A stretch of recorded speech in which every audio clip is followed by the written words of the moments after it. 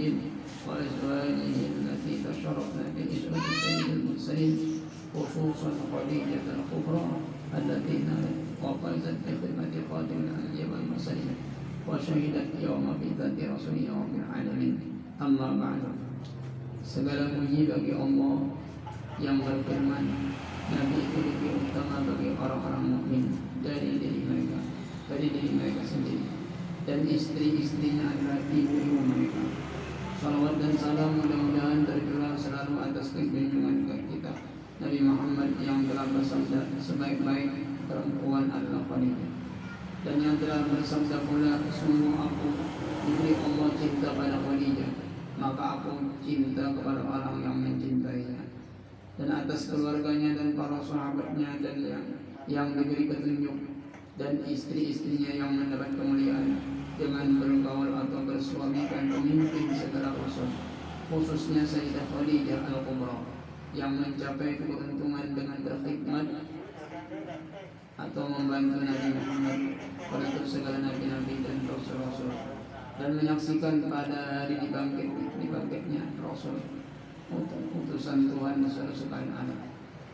Adapun sesudah daripada itu bermulainya adalah sebahagian manaqib ummul mukminin Sayyidah Khadijah radhiyallahu anha. Mudah-mudahan Allah menurunkan rahmat dan mengampuni serta meridhai bagi orang yang membaca dan mendengarkannya. Amin ya rabbal alamin. Sayyidah Khadijah adalah seorang perempuan yang mempunyai kemuliaan. Beliau dilahirkan 15 tahun sebelum lahir baginda Rasulullah. Keturunannya daripada kaum Quraisy yang dihormati. Beliau adalah seorang pedagang yang terkenal dan kaya raya. Manakala Allah menghendaki kepada beliau untuk mendapat kemuliaan dunia dan akhirat, sampailah kabar kepada beliau akan seorang laki-laki yang baik akhlak, terpuji dan jujur, dikenal namanya Muhammad Al-Amin. Maka menawarkan Sayyidah Khadijah kepada baginda Al-Amin untuk didagangkan dagangannya. Dengan gembira diterima tawaran itu oleh baginda Al-Amin. Kemudian berangkatlah baginda Al-Amin ke negeri Syam membawa dagangan Sayyidah Khadijah untuk dijualkan. Kemudian Sayyidah Khadijah menyuruh pembantunya Maisarah supaya membantu baginda Al-Amin dalam perdagangannya. Ketika sampai di Syam, semua dagangannya habis laku dengan untung yang banyak. Setelah itu kembali baginda Al-Amin ke Mekah. Manakala sampai ke Mekah disambut oleh Sayyidah Khadijah dengan senang gembira dan ucapan terima kasih. Setelah melihat kemuliaan dan kebaikan akhlak baginda Al-Amin serta keberhasilan di dalam berdagang, maka tertanam di hati Sayyidah Khadijah perasaan cinta dengan baginda Al-Amin. Ditambah lagi cerita dari Maisarah akan keajaiban yang terjadi pada baginda Al-Amin dalam perjalanan berdagang ke negeri Syam. Di antaranya awan yang menaungi selama di dalam perjalanan, onta yang tunduk dan patuh, perjalanan yang cepat sampai dan mudah. Perjalanan yang cepat sampai dan mudah. Mendengar cerita yang demikian itu, maka bertambah kuatlah cintanya Khadijah kepada baginda Al-Amin. Kemudian daripada itu menyuruh Sayyidah Khadijah akan Nafisah binti Umayyah untuk menanyakan hal keadaan baginda Al-Amin. Kemudian berangkatlah Nafisah kepada baginda Al-Amin dan bertanya, "Wahai baginda Al-Amin, apakah yang menegak engkau daripada berkawin?" Jawab baginda, "Aku tidak punya apa-apa." Berkata Nafisah, "Bagaimana kalau ada seorang perempuan yang baik akhlak, keturunannya mulia, elok rupanya dan kaya raya menginginkan diri engkau?" Dijawab baginda, "Siapakah?" Berkata Nafisah, "Khadijah." Dijawab baginda, "Sesungguhnya aku lihat Khadijah adalah seorang perempuan yang mulia, anak terpuji, bijaksana, dan terpelihara daripada pekerjaan kaum jahiliyah." Kemudian musyawarahlah baginda Al-Amin dengan paman-paman beliau, dan mereka pun semua setuju. Maka mendapatlah keberuntungan dunia dan akhirat Sayyidah Khadijah berkawin dengan Nabi Muhammad Al-Amin. khairil bariyah. Kemudian datanglah pembesar-pembesar kaum Quraisy menyaksikan perkawinan itu. Lalu Abu Thalib paman baginda berkata, segala puji bagi Allah yang telah menjadikan keturunan kami dari zuriat Nabi Ibrahim alaihissalam, menjadikan kami sebagai pembersih Baitullah, pelayan tanah haram dan pembesar Quraisy. Kemudian daripada itu, anak saudaraku ini Muhammad bin Abdullah tidak ada bandingannya walaupun ia tidak kaya, tetapi akhlaknya terpuji, keturunannya mulia. Sesungguhnya telah meminang ia akan Khadijah binti Khuwailid dengan mahar yang telah ditentukan. Demi Allah, kejadian ini sangat besar dan perkawinan ini sangat mulia. Kemudian berkata Waraqah bin Nawfal, segala puji bagi Allah yang telah menjadikan keturunan kita daripada pembesar dan pemimpin Quraisy, dan keturunan kalian semua daripada pembesar-pembesar Quraisy yang mulia. Dan kami sangat gembira dengan terhubungnya kekeluargaan dengan kalian. Kemudian saksikanlah wahai kaum Quraisy bahwasanya aku kawinkan Khadijah binti Khuwailid dengan Muhammad ibni Abdullah dengan maharnya 400 dirham. Kemudian berkata Abu Thalib, segala puji bagi Allah yang telah menghilangkan kesedihan dan kedukacitaan berkat perkawinan ini. Baginda kawin berumur 25 tahun, Khadijah berumur 40 tahun. Maka mengadakan walimah baginda dengan menyembelih 2 ekor unta. Dan adalah Sayyidah Khadijah salah seorang istri yang paling banyak membantu baginda ketika baginda pergi berkhulwat beribadah kepada Allah Subhanahu wa taala. Sayyidah Khadijah menyiapkan makanan dan keperluan baginda. Maka dengan sabar dan ridha beliau menunggu baginda pulang dan menyambut baginda dengan gembira, menghibur dan menyenangkan hati baginda daripada kepayahan apabila datang dari Gua Hira. Sampai kepada masanya baginda bertemu dengan malaikat Jibril membawa wahyu yang pertama. Maka pulanglah baginda dengan perasaan yang berbeda.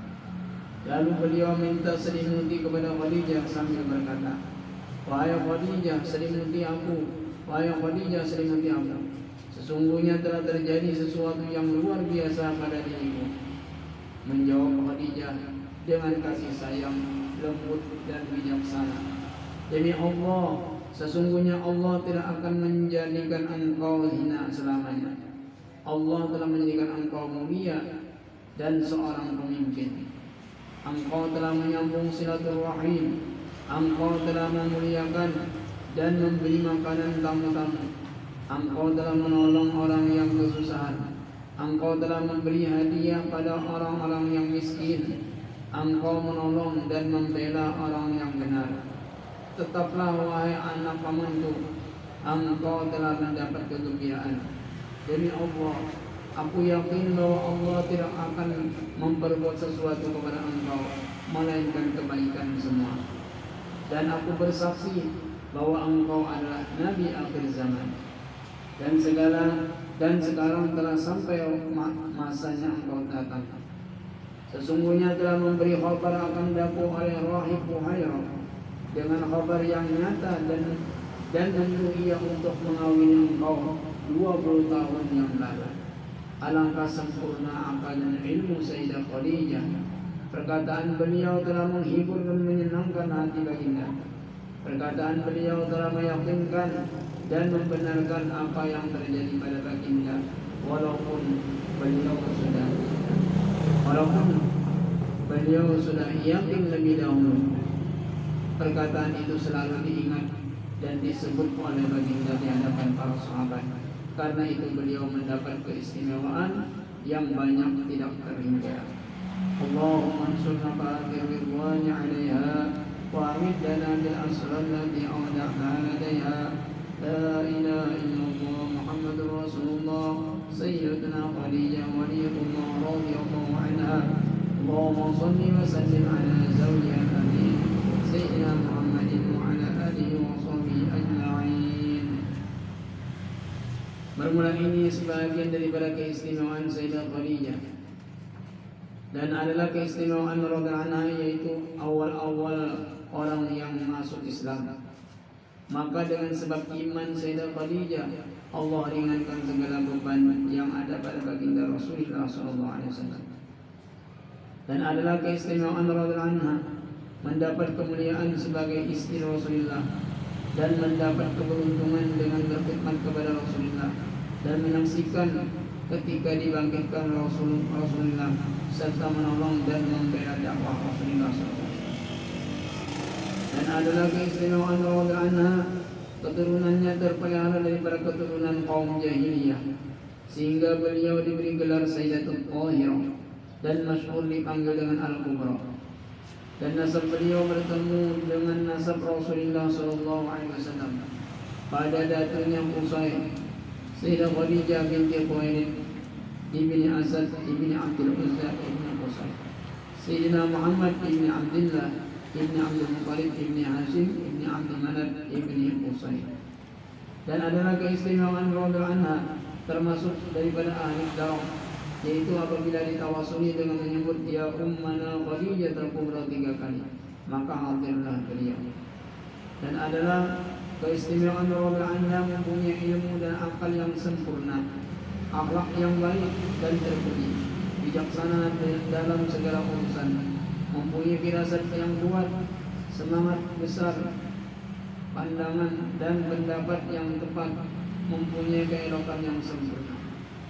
Dan adalah keistimewaan radhiyallahu anha orang yang sangat kaya raya dan pemurah, banyak harta dan pembantu perniagaan yang berhasil, sehingga semua hartanya diserahkan kepada Rasulullah SAW untuk dakwah agama Islam. Dan adalah keistimewaan radhiyallahu anha selalu menghibur dan menyenangkan hati baginda apabila ada orang yang kafir yang mengganggu atau berbuat jahat terhadap Rasulullah SAW. Dan adalah keistimewaannya radhiyallahu anha senantiasa bersama-sama Rasulullah selama lebih kurang 24 tahun. Bersama-sama baginda menjalani rumah tangga, tidak pernah beliau menyakiti hati baginda Rasulullah SAW. Dan adalah keistimewaan radhiyallahu anha diberi pangkat Abdul wa Sayyidatul Nisa'il Alamin, dan istri yang paling utama dari istri baginda, dan semua anak-anak baginda dilahirkan daripadanya malaikat Ibrahim, maka daripada Mariatul Qibtiyah. Inilah anak-anak baginda yang dilahirkan daripada Sayyidah Khadijah. Yang pertama Qasim, kedua adalah Abdullah, ketiga Zainab, keempat Ruqayyah, kelima Kulthum, keenam Fatimah Az-Zahra. Semua anak baginda masuk Islam dan berhijrah bersama-sama baginda ke Madinah. Dan adalah keistimewaan radhiyallahu anha berkhidmat menyiapkan makanan dan minuman untuk baginda ke khalwati Hira. Dengan setia beliau menunggu baginda pulang, dan terkadang beliau naik ke Gua Hira mengantar makanan untuk baginda Rasulullah SAW. Dan adalah keistimewaan radhiyallahu anha mendapat ucapan dan kiriman salam dari Allah Subhanahu wa taala dan malaikat Jibril, dan beliau mendapat kabar dari Rasulullah bahwasanya Allah telah menyediakan untuk beliau mahligai yang terbuat daripada mutiara. Dan adalah keistimewaan radhiyallahu anha sangat dicintai Rasulullah SAW. Seperti sabda beliau, sungguh aku telah memberi Allah cinta pada Khadijah, dan aku cinta kepada orang yang mencintainya. Dan juga baginda tidak pernah melupakan kebaikan radhiyallahu anha dan menghormati keluarga beliau dengan mengirim hadiah. Dan terkadang baginda menyembelih kambing sendiri, kemudian membagi-bagi dagingnya kepada keluarga Sayyidah Khadijah. Dan baginda sering menyebut-nyebut kebaikan radhiyallahu anha serta memuji dan bercerita keistimewaan dan kelebihan Sayyidah Khadijah. Dan baginda tidak pernah bosan-bosan sekalipun lama dan panjang. Dan baginda selalu mendoakan serta memintakan ampunan kepada Allah untuk Sayyidah Khadijah. Dan adalah keistimewaan radhiyallahu anha senantiasa bersama Rasulullah, baik di dalam keadaan senang ataupun susah. Tidak pernah meninggalkan baginda, dan ketika baginda dihisor atau diasingkan orang kafir, Beliau selalu menemani dan menghibur baginda, sekalipun umur beliau lebih daripada 60 tahun. Karena cinta dan sayang pada baginda Rasulullah, kurang lebih 3 tahun dihisar baginda bersama Sayyidah Khadijah dengan sabar dan ridho merasakan lapar dan haus manakala makanan dan minuman tidak ada. Maka seyogianya kita umat Islam menundukkan kepala mengingat kebesaran dan kemuliaan Sayyidah Khadijah yang membantu dan membela serta menghibur Rasulullah dalam mendakwakan agama Islam di Mekah. Seperti sabda beliau, Allah tidak akan menggantikan untuk diriku yang lebih baik daripadanya. Khadijah telah beriman kepada aku pada saat orang kufur padaku. Dia telah membenarkan diriku pada saat orang-orang mendustakan diriku. Dia telah menolong diriku pada saat orang-orang mengusir diriku. Dia telah melapangkan diriku pada saat orang-orang menghalangiku.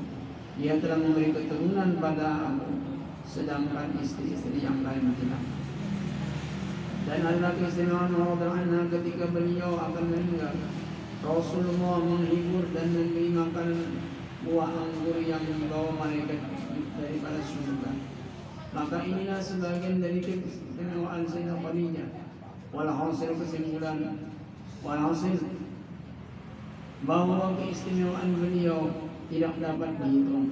Manaqib beliau tidak dapat dibatasi, karena beliau selalu dipuji dan diceritakan baginda kebaikan dan keistimewaannya. Syahadan adalah rumah Sayyidah Khadijah, seafdal tempat setelah Masjidil Haram, seperti kata sebagian ulama. Karena di rumah itu turun malaikat Jibril membawa wahyu, dan tempat Rasulullah beribadah, dan tempat dilahirkan anak-anak baginda Rasulullah. Kemudian Sayyidah Khadijah diwafatkan pada tanggal 11 Ramadan 3 tahun sebelum hijrah baginda ke Madinah, dan beliau dimakamkan di Mu'alla yang dikenal dengan kampung Ujun. Maka dengan kasih sayang turun baginda meletakkan jasad Sayyidah Khadijah dan meratakan tanahnya dengan perlahan-lahan sebagai tanda kelebihan beliau dari istri-istri yang lain. Dan beliau wafat berumur 65 tahun. Radhiyallahu anha. Allahumma ansurna ba'da ridwani 'alaiha wa amidna bil asrar allati awda'ta 'alaiha. La ilaha illallah Muhammadur Rasulullah Sayyidatuna Khadijah radhiyallahu anha. Allahumma shalli wa sallim ala zawjihil amin Sayyidina Muhammad wa ala alihi wa sahbihi ajma'in. Kemudian pada tahun 729 dibinalah kubah dan tabut atau kotak di atas kubur Sayyidah Khadijah oleh Ashraf keturunan Rasulullah sampai pada tahun 1278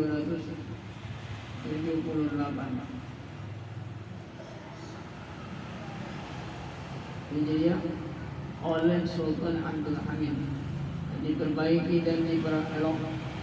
Kemudian ketika Makkah dikuasai oleh golongan Wahabi, maka semua kubah yang ada di Mu'alla dan di Baqi dihancurkan oleh mereka, termasuk kubah Sayyidah Khadijah. Dan juga mereka hendak menghancurkan kubah Rasulullah, tetapi tidak dapat mereka. Dan mereka melarang ziarah ke makam Sayyidah Khadijah dan mengkafirkan orang yang bertawassul kepada Rasulullah dan Sayyidah Khadijah. Diriwayatkan daripada orang-orang yang saleh dan arif billah bahwasanya akan datang di akhir zaman satu golongan yang melarang mereka akan ziarah ke makam Sayyidah Khadijah. Maka bagi orang yang diberi hidayah oleh Allah dan dicintai Sayyidah Khadijah, maka menutupkan Sayyidah Khadijah akan telinga mereka itu, supaya jangan mendengar perkataan dan larangan itu. Dan alhamdulillah sampai sekarang orang yang dicintai dan mencintai Sayyidah Khadijah tetap ziarah ke makam Sayyidah Khadijah.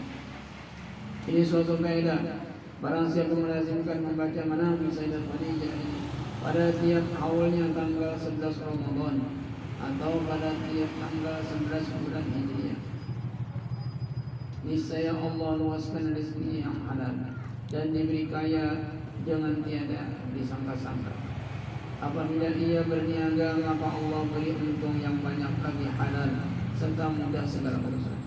Apabila ia seorang yang berpangkat, baik dunia atau akhirat, maka Allah naikkan pangkatnya. Apabila ia seorang penuntut ilmu, maka Allah beri ilmu laduni dari Allah Subhanahu wa Ta'ala. Dan apabila ia ada kesusahan seperti banyak menanggung hutang, maka baca manaqib ini, kemudian kalau ia kuasa menyembelih kambing dan dibagi-bagi dagingnya, kemudian pahalanya dihadiahkan pada Sayyidah Khadijah, niscaya Allah luaskan rezekinya yang halal dan terbayang utama, dan disampaikan Allah segala hajatnya dunia dan akhirat. Kemudian daripada itu, ada pun saat kita ingin mendapatkan keramat sahabat ataupun para aulia, yaitu dua.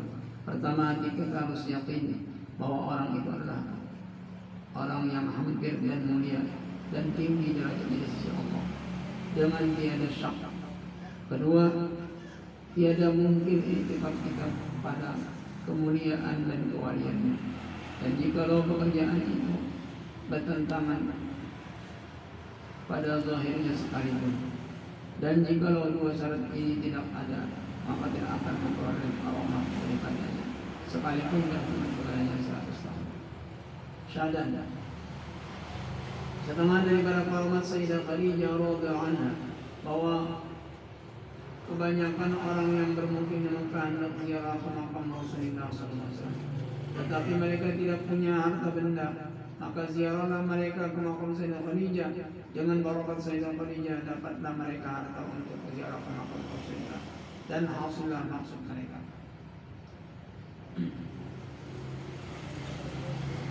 Setengah daripada keramat Sayyidah Khadijah radhiyallahu anha adalah seorang yang bermukim di Mekah tidak mampu di bulan Ramadan bekerja dan tidak ada di sisinya harta sedikit pun, maka bersangatan olehnya lapar dan haus sehingga tidak dapat tidur, maka ziarahlah ia ke makam Sayyidah Khadijah, dan tidurlah ia di makam itu. Tiba-tiba dalam tidurnya bermimpi ia dibangunkan oleh seorang laki-laki di waktu sahur, dan tiba-tiba pintu kubah terbuka dan di dalamnya terdapat makanan dan minuman yang memuaskan. Maka makan ia makanan dan minuman itu hingga kenyang. Kemudian bangun ia menuju Masjidil Haram untuk sembahyang subuh. Manakala keluar ia daripada pintu Masjidil Haram, tiba-tiba bertemu ia seorang laki-laki dan memberi uang ia kurang lebih 40, dan menyuruh orang tersebut untuk bersyukur kepada Allah. Dan setengah daripada keramat Sayyidah Khadijah radhiyallahu anha, seorang yang bermukim di Mekah hendak mengawinkan anaknya yang perempuan. Manakala hampir waktunya, sempit ia di dalam nafkah, maka mengqasadlah ia ke makam Sayyidah Khadijah. Kemudian belum sampai masa perkawinan, melainkan mencapai ia akan permintaan dan hajatnya.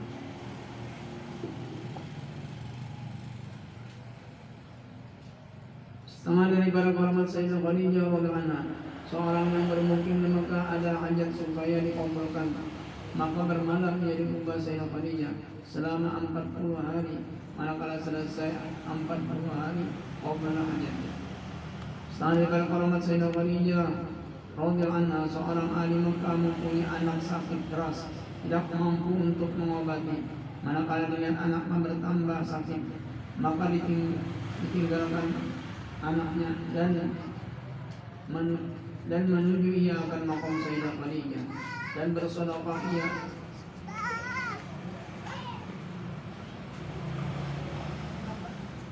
semampunya. Kemudian menuju kubah Sayyidah Khadijah serta bertawassul ia kepada Sayyidah Khadijah. Manakala kembali ia ke rumah, ia dapati anaknya sadar dan berpeluh sehat.